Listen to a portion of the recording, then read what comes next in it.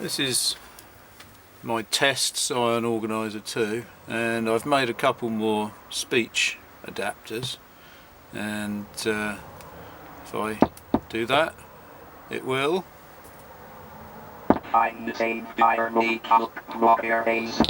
it will actually speak out the menu that I've got on there.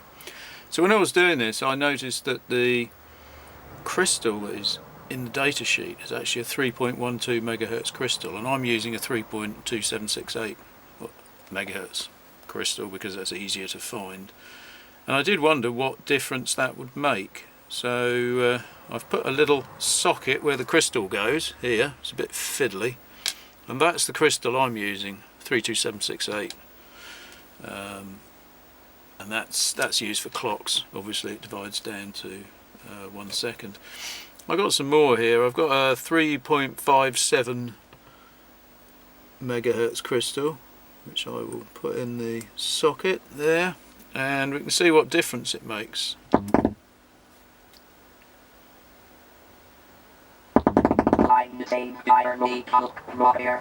Right, okay.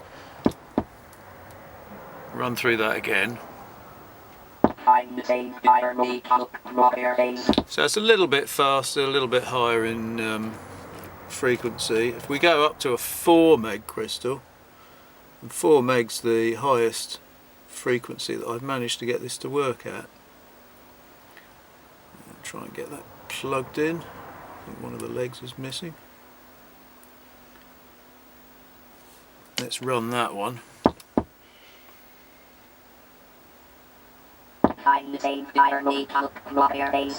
So you can get some interesting effects, and obviously I had to go the other way, and here I've got a, what is it, a 1.8432 megahertz crystal, and I think what this sounds like will be predictable. Let's see if I've got that in there. I think that's in there.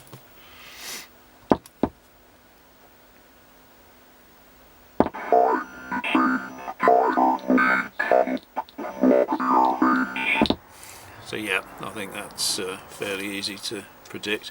What you can also do is start it off and then pull the crystal out once it's mid-speak. So that's pulled out now. If I then touch the crystal contacts here,